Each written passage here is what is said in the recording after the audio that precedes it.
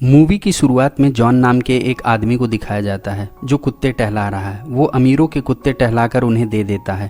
दूसरे सीन में आयरिन नाम की एक लड़की को दिखाते हैं जो अमीरों को अपना बॉयफ्रेंड बनाती है ताकि उनके रुपए पे ऐश कर सके। आयरिन आज अपने बॉयफ्रेंड के साथ होटल रूम में रुकी है। उसी होटल में जॉन बारटेंडर है। जॉन एक अमीर को ड्रिंक सर्व करने जाता है। तब वो अमीर उसे सिगार देता है जिसे पीकर वो वहीं सो जाता है। तभी आयरिन बार में जाकर जॉन को उठने को बोलती है। जॉन घबरा गया था कहीं आयरिन उसकी कंप्लेन न कर दे। वो उससे बोलता है कि ऐसा गलती से हो गया। आयरिन फिर भी समझ नहीं पाती है। वो समझती है कि ये बारटेंडर कोई रिच मैन है और उसके साथ ड्रिंक करती है। थोड़ी देर के बाद नशे में दोनों एक महंगे कमरे में जाते हैं और वहाँ पर इंटीमेट होते हैं। सुबह आयरिन गायब हो जाती है। जॉन खोजता है पर कहीं नहीं पाता है। साल बीत जाते हैं। एक दिन अचानक फिर आयरिन अपने बॉयफ्रेंड के साथ उसी होटल में दिखती है। जॉन फिर अपने वेटर की पहचान को छिपाने की कोशिश करता है और अमीर जैसा बर्ताव करता है। आयरिन भी उसे देखती है। जॉन देखता है कि आयरिन का बॉयफ्रेंड उसे रिंग दे रहा है और प्रपोज कर रहा है जिसे आयरिन एक्सेप्ट कर लेती है। जॉन इस पर दुखी होता है। रात में जॉन बार में था। आयरिन वहाँ आती है। दोनों फिर पहले के जैसे इंटीमेट होते हैं। सुबह आयरिन भाग के बॉयफ्रेंड के पास जाती है पर बॉयफ्रेंड सब जान चुका था। इस पर आयरिन जॉन के पास आ जाती है। उसे यह लग रहा था कि जॉन अमीर है। तभी होटल स्टाफ जॉन को पकड़ लेता है और आयरिन जॉन की असलियत जान जाती है और वहाँ से चली जाती है। अब फिर से अमीर बॉयफ्रेंड पटाने के लिए वो कॉल करने लगती है। बड़ी मुश्किल से उसे शाम को एक डिनर फिक्स होती है। वो रेस्टोरेंट में बैठी है। तभी जॉन आकर उसे सॉरी बोलता है और अगले दिन डिनर के लिए इनवाइट करता है। आयरिन मना कर देती है।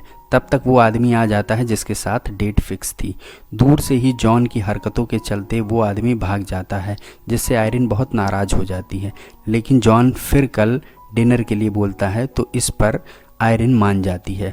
अगले दिन डिनर पे आयरिन बहुत एक्सपेंसिव डिश ऑर्डर करती है। जॉन की सेविंग उड़ने लगती है। फिर वो उसे होटल में महंगे कमरे को बुक करने और शॉपिंग के लिए कहती है। शॉपिंग में वो महंगी ड्रेस खरीदती है।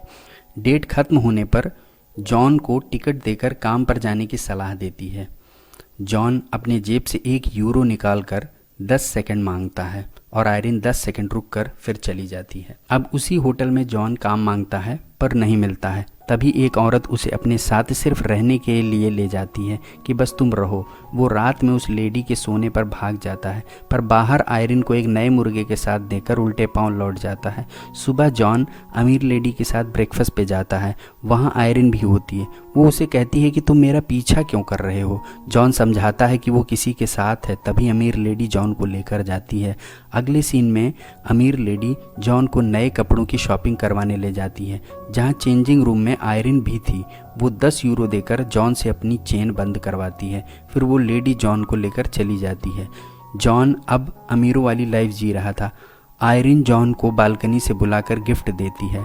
आयरिन को पता चलता है कि जॉन को उस लेडी ने कपड़ों के सिवा कुछ और नहीं दिया है तो वो उसकी घड़ी तोड़ देती है। अगले सीन में जॉन को वो लेडी सर्जन के पास उसका कान सही करवाने ले जाती है। फिर रास्ते में उसकी नज़र टूटी हुई घड़ी पर पड़ती है तो वो इसे एक बहुत ही एक्सपेंसिव वॉच देती है। ये घड़ी पाकर जॉन को समझ आता है कि आयरिन ने उसकी वॉच क्यों तोड़ी थी। अब वो आयरिन को वॉच दिखाने के लिए उसके बॉयफ्रेंड को सिगार जलाने का बहाना करता है। आयरिन को वॉच बहुत पसंद आती है। उसमें हीरे लगे थे। जॉन अब वहाँ से चला जाता है। वो रिच लेडी के साथ डिनर पर था। तभी आयरिन अपने बॉयफ्रेंड के साथ चली जाती है।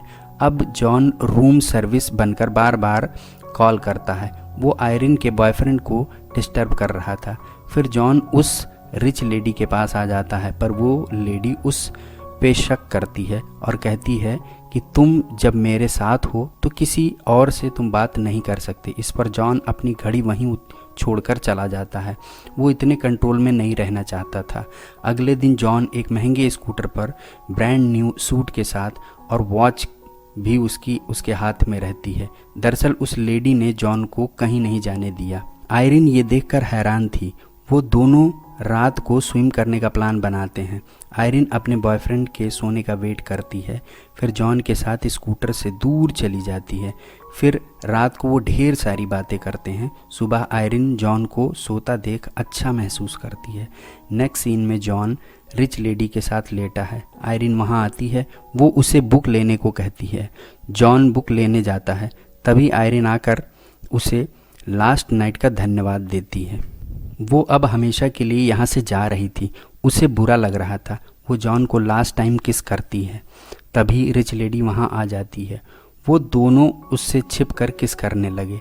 तभी आयरिन का बॉयफ्रेंड ये सब बालकनी से देख लेता है। वो आयरिन को छोड़कर भाग जाता है। आयरिन अब अकेली पड़ जाती है। जॉन के पूछने पर वो बताती है कि उसका बॉयफ्रेंड चला गया, पर सारा होटल का बिल मेरे नाम छोड़ गया। वो कैसे इसे पे कर सकती है, उसके पास अब कुछ भी नहीं है। जॉन ये सारे बिल शाम तक पे कर देता है।